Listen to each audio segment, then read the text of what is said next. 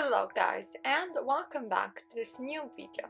So today in this video we're going to talk about mermaids, and so let's delve directly into it. We are going to present to you 11 unknown facts about mermaids. Let's start. Chapter number 1. Women with fins.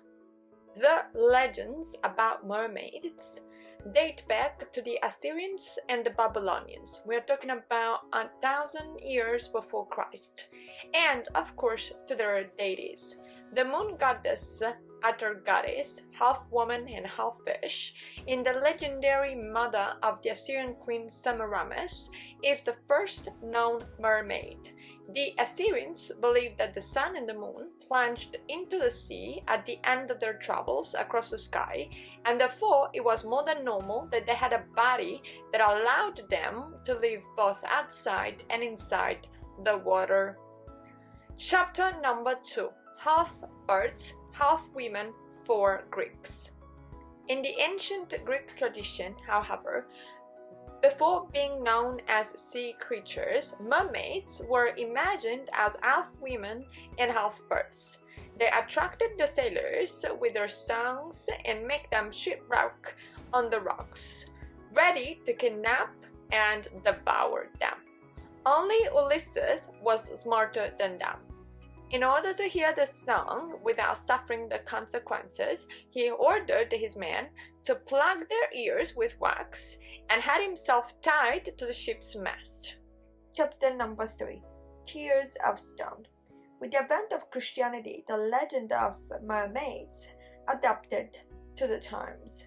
So a new legend was born, that of a mermaid who was born as such, but wanted to have a soul, and thus she had to promise to give up the sea and live on land. The promise, impossible to keep, condemned the mermaids to a perpetual and unhappy struggle with themselves. According to a history of the 6th century, a beautiful mermaid went every day to a monk from Iona, a Scottish island. She prayed with him for God to grant her a soul and the strength to leave the sea. Despite the sincerity of her desire and her love for the monk, the mermaid was unable to give up the sea. The tears she cried when leaving the island turned to stone, and even today the green stones of the Iona coast are called mermaid tears. Chapter number 4. Beautiful seals. In the northern seas, the legend of mermaids were often confused with the sightings of seals. Some thought that these animals were angels cast out of heaven, or souls of drowned people, or women who were victims of spells. Seals and mermaids also shared some characteristics. It was said that both liked to dance and sing, and that both possessed the gift of prophecy. Furthermore, according to some narratives, both seals and mermaids could take on a human aspect, live on earth, and marry men.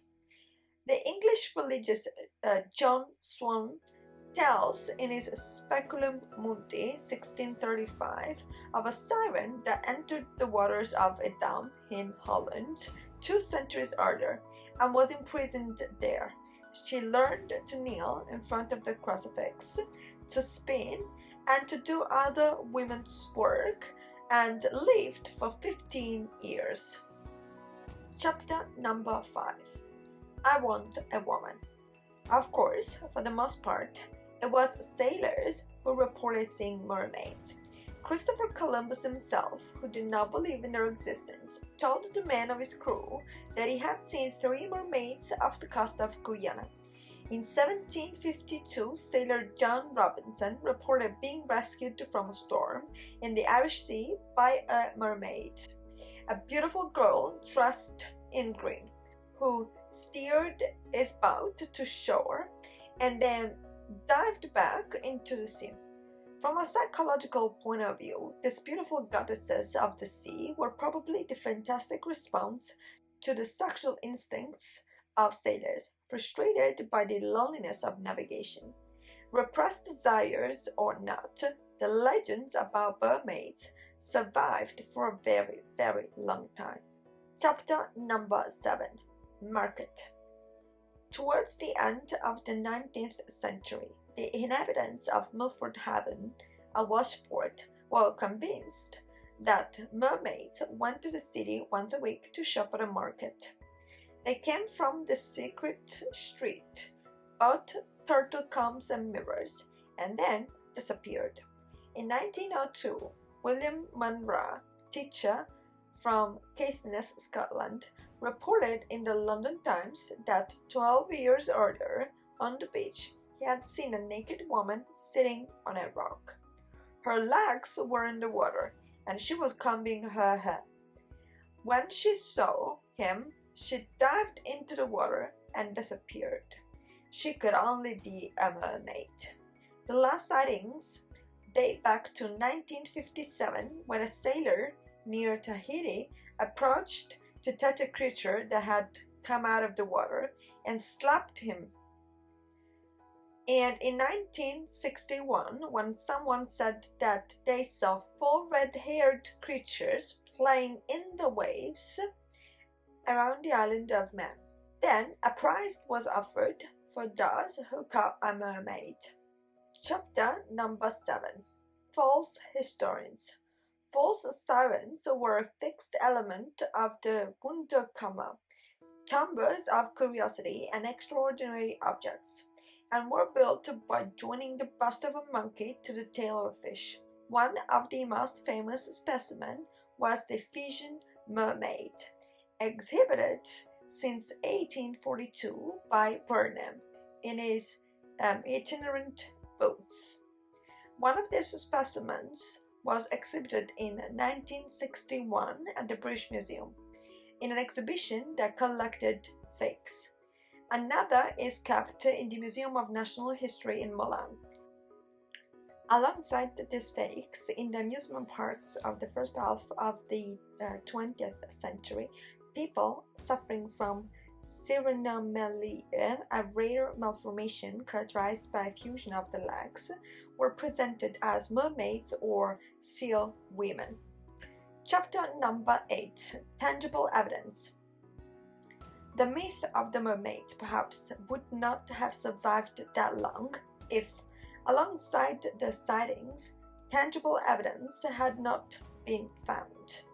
In 1737, fishermen from Topsham, Devon, reported catching an extraordinary humanoid fish, a little over a meter long, with a flat head, 2 wing-like protuberances, but a human chest, and legs with fingers.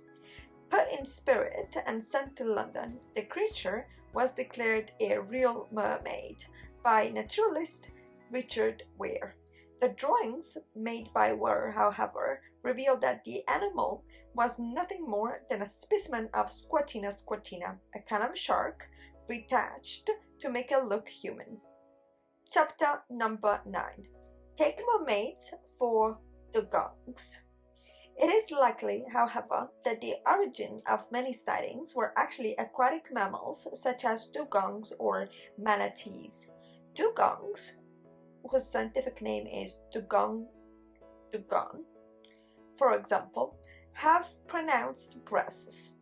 In addition, they can emerge vertically from the water and sometimes breastfeed their young by holding them between the front fins, an attitude that can be interpreted as a human one. Chapter number 10. From Homer to Starbucks.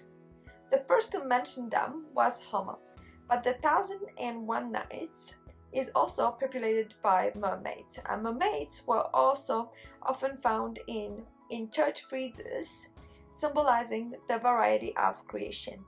The first successful opera to feature a mermaid was the novella Undine by Frederick de la Motte Fouquet. In this novel, a sea nymph fell in love with a human prince. The story inspired works, ballads, music, paintings, and especially The Little Mermaid 1837 by Hans Christian Andersen, which in turn inspired Walt Disney film and the Mermaid statue in Copenhagen, I would also say.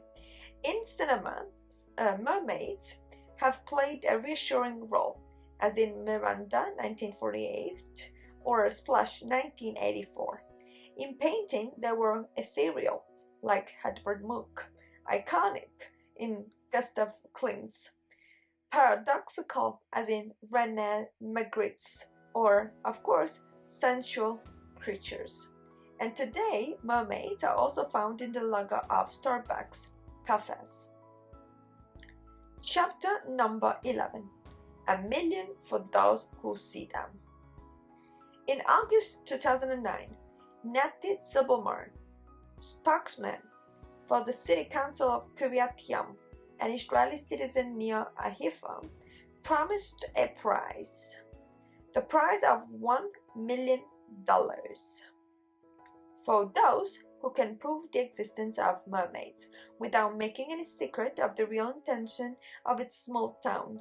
Kiryat Yam overlooks the sea, and the obvious hope is that the announcement will attract tourists.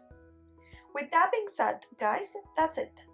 This was everything from us, so don't forget to comment below. Let us know your thoughts on mermaids and the surprising things you probably have heard in this video.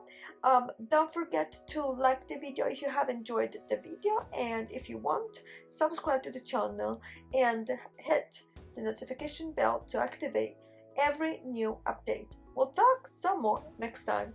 Bye!